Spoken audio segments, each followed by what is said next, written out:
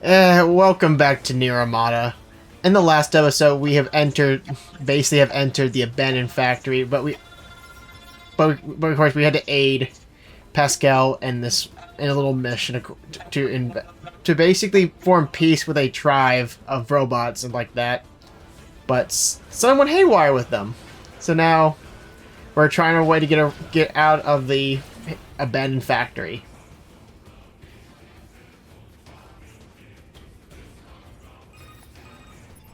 Can't we just call the giant flying things?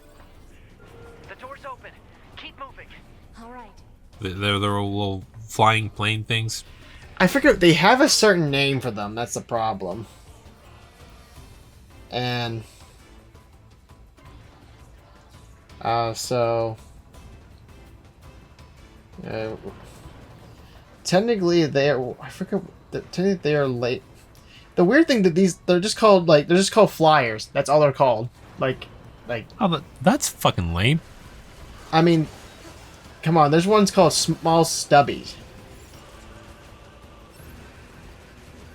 And of course, there's biped, there's the quadrupeds. Like they're pretty much, they have the most basic names for enemies.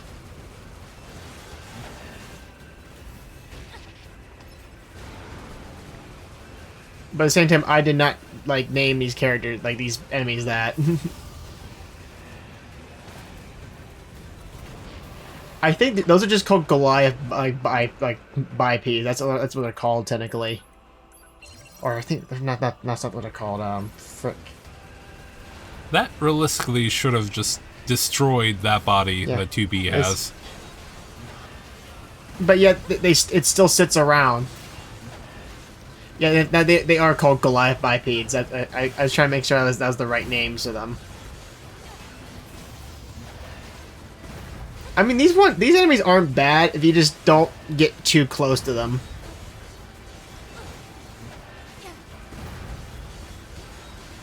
Because I think the more you stand close to them is when they more do the shockwave. They do shoot a beam if you wait long enough.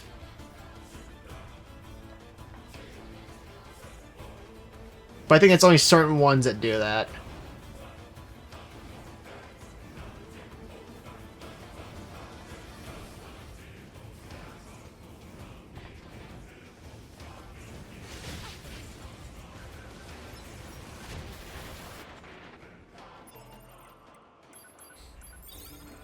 So I hate those things respawn every time too. That's like the most annoying part about them. Well, they just want to make you a god. Is that so much of a bad thing? In their sense, it's not a good thing. Well, you don't want to be like Shulk? No, we don't have the Monado arts. Oh, that doesn't stop you from being able to see the future. Oh my god. Like, because I feel like the fact that looking back at Xenoblade Chronicles 1, there's a lot of things I feel like I can tell why the sequel is improved upon the first game. But then again, I mean, sorry. mainly just the combat system, I think. I did not enjoy the combat in Xenoblade Chronicles 1. I never minded the combat in 1,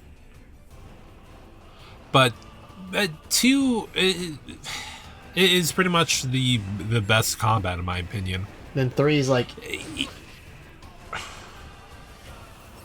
Look, 3 isn't bad, it just says although it's a very odd blend of 1 and 2.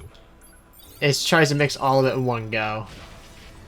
Yeah, so you have the oh, dude, have you just thought that you just sucked at dodging these guys? No, it's the thing. It's like at one point, I healed. I had no time to react.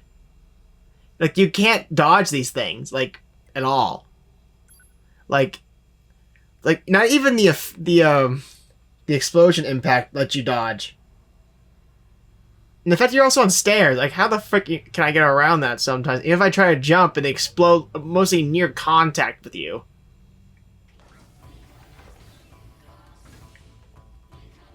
That's why... But as I was trying to... sorry, continue. Because that's why I hate this area so much. Well, you know what I have to say to that, right? You sound like a skill issue. No. Get good, scrub. Going retro on your ass. But as I was saying, it has the art cool-off of 1 as well the art cool-off of 2.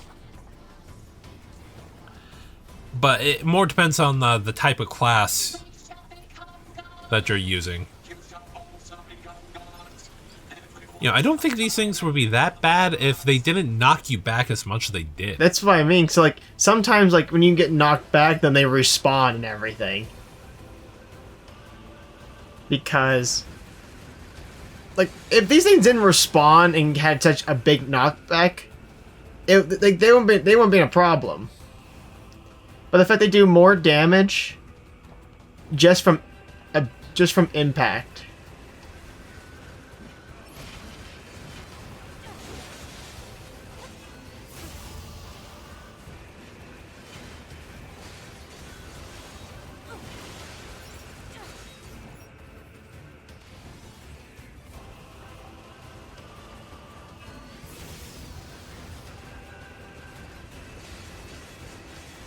Like I said, just try to beat this game with only one weapon and, like, no pod. What, is that your next challenge run? Pretty much, yeah. And playing on the hardest difficulty, too, so... Then why don't you just play SMT Nocturne hard type with only the Demi-Fiend? Yeah, look, right there. That's an insta-kill! It's insta-kill. Holy fuck! That's what I was trying to tell you. It's like, if you're barely near it, it's insta-kill.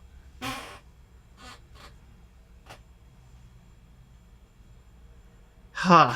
That's why I hate this area so much. There's more things that can kill you than there is anything. That's why I avoid this area as much as I can.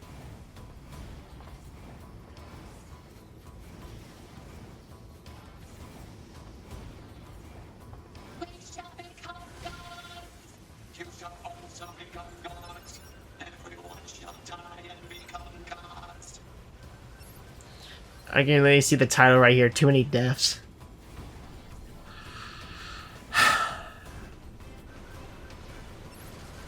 You just gave me a fantastic idea. Death Skull. What was it? Do you remember that? Was it the remember the One American Dad episode? They had like the death counter and like that. Oh yeah, their 100th episode. Yeah. Imagine just having that now for some odd reason. Oh fuck! I would not be. I mean, unless we were doing Dark Souls, I don't think I'll be able to do that. See, I can sit and watch Dark Souls, but I can't. I feel like I would get really angry with it after a while. I'm thinking of buying Elden Ring since that's currently on sale. Have fun.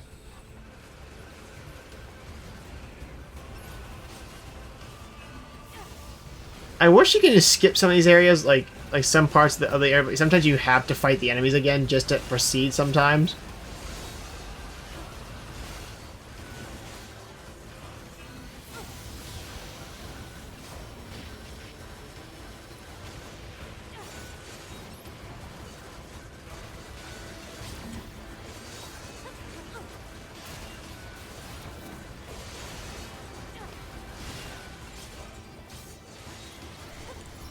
Oh, this could be a hell of a lot worse.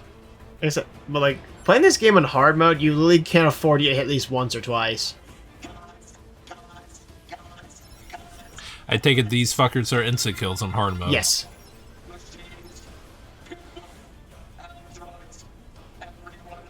Well, hey, just play Devil May Cry on Dante Must Die. What was it? Oh yeah, speaking of Devil May Cry, I was at a random game shop in Greensburg, and they had Devil May Cry 3 there for like, I think like $30 Was it vanilla or special edition? for PS2. Yeah. I think it was vanilla. Oh boy, holy shit. I was Yeah, don't, you may not want... Did you buy it? Because if you didn't, good. Because the normal mode's hard mode. I didn't buy it because, well, I try not to buy too much stuff right now at the moment. Well, yeah, I get it, but still. And plus, it'd be just weird having Devil May Cry 3 just randomly in my collection. Devil May Cry 3 is the start of the timeline. That's what the fuck. It's like Dragon Guard 3 basically. Start of the timeline. It's fantastic. I mean, the old timeline, I'm actually forgetting it off the top of my head, because the anime had its own spot in it. But now the new timeline is 3, 1, 2, 4, 5, with the anime taking place between all 5 games.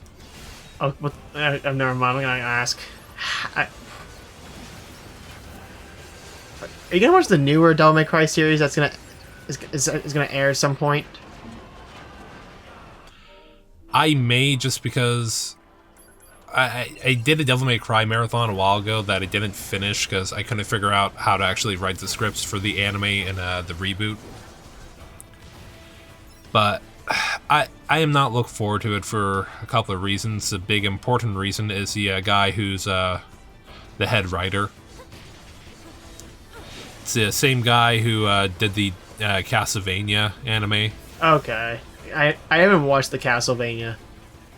Stop after season 2. Do not watch anymore. What?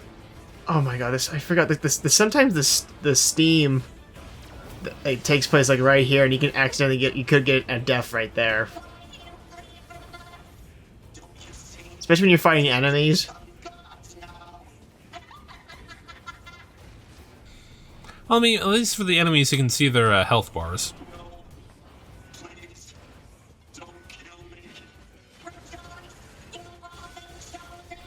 Can you accidentally kill the civilian ones? I do, but well, cause sometimes they're like the ones, cause they're like right near them. So like, how are you supposed to like not hit them and also hit the ones you want to hit? Death before dishonor. I probably would have just ignored them if I didn't have to. It's kind of for a story progression, though, at the same time. Well, I mean, if I didn't have to defeat all of them, I probably would have ignored them. Well, yes, folks, I'm a fucking monster. I've laughed at 2 death scenes. And the second time, I had to fucking stop because I was Persona Trinity Soul that I laughed at another death.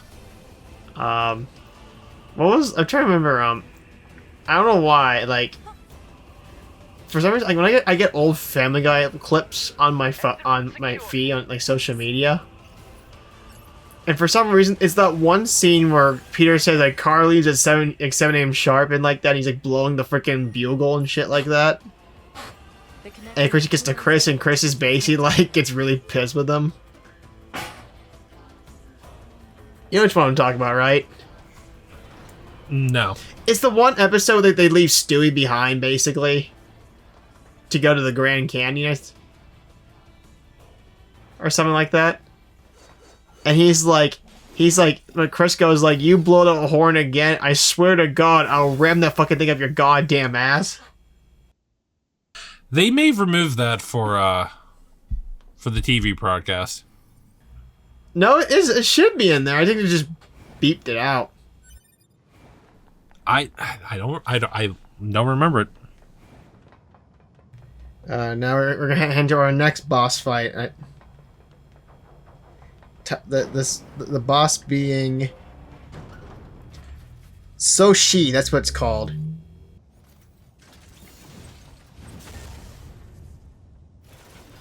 Why does this remind me of a fucking boss fight in Code Lyoko Quest for Infinity? Ooh. Because Quest for Infinity was essentially a new version of a different take on Season 4. Oh, now what? Although William, unlike how he is in Season 4, was a fucking joke. Like, do you remember Season 4 of Kolyoko? How William wiped the floor with him almost every single time? Oh yeah, I do remember that. I'm just trying to remember Do it. Kolyoko. Factory system at But 80% control. no, they made Hang in there, 2B. one of Xana's most threatening, threatening characters into a fucking joke in the video game. 98. Although that's not saying much because I haven't played Fall of Xana, and I'm not looking forward to actually playing Fall of Xana. Oh my god, even if you're fighting this thing in the dark, it can still be a pain in the ass. You know what I'm now reminded of? What? Metal Gear Rising.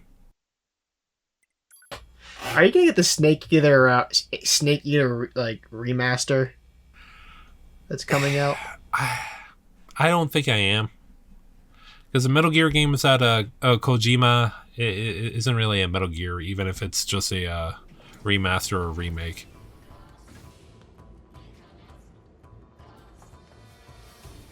And plus, I can just easily boot up the original, either on emulator or on my PS3.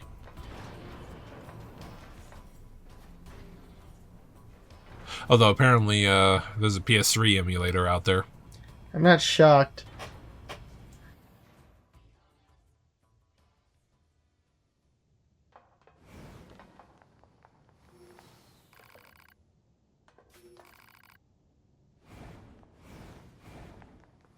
The fact we fight like 4 different versions of that boss in this entire game.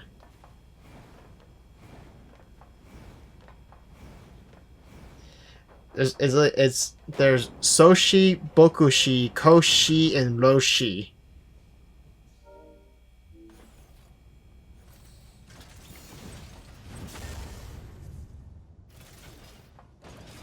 You will fight Bokushi during the C route, but you fight the other 2 during the last portion of the C route. Oh, now what? Large energy supply detected within this factory. Proposal: energy source should be destroyed. Nine-S, that Goliath we just encountered. I got it. I've been keeping an eye on you. I'm gonna shut off This power really to the is like factory Dark now. Souls. This is like Dark Souls, except Dark Souls was a little less on the difficult side. Factory system at 80% control. Hang in there, 2B. I mean, from what I hear, it's not that hard. Well, unless you know what you're fucking doing. 92, 95, 98.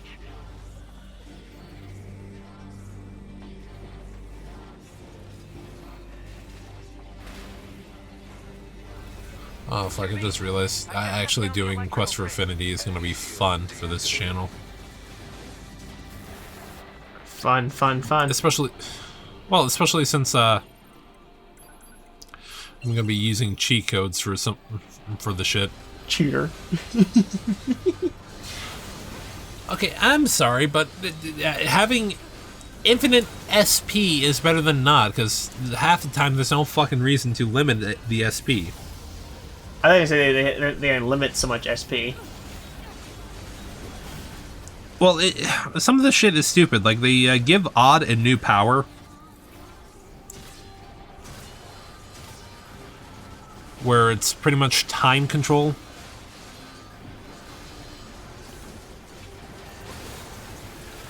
Yeah, if people didn't know, the only other ability Odd gets is in a video game. Despite him having Future Sight in Season 1, which I don't think they used ever again in Season 2. But he loses Future Sight when Xana destroys Lyoko, and then he gets Teleport, which makes 3 copies of himself. Well, 2 copies of himself, I should say.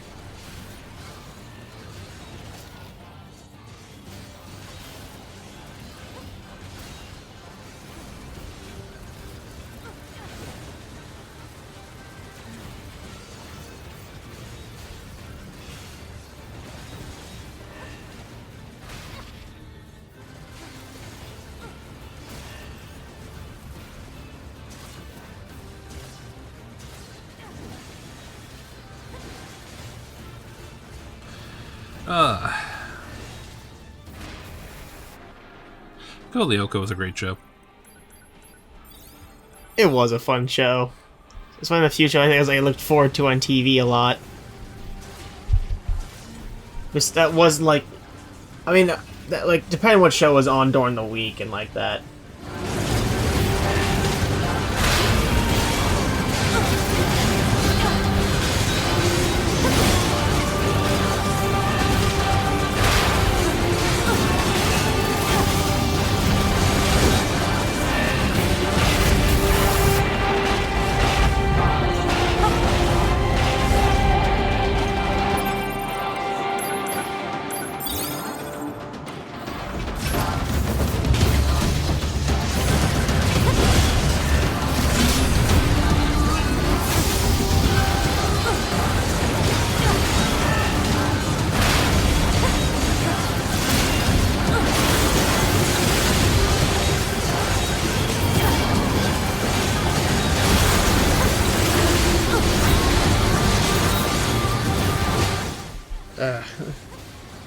I keep forgetting that boss fights sometimes in this game. Like even though they're higher level, they're more sponge-like with their health bars and like that.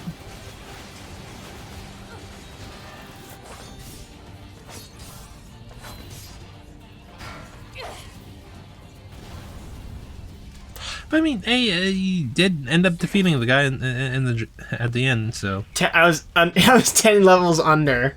I beat it. Well, then again, I've beaten this boss about 5 times now, I think. fair point. Fair point.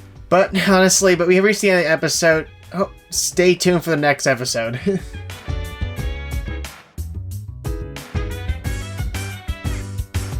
So dance, while I put you in a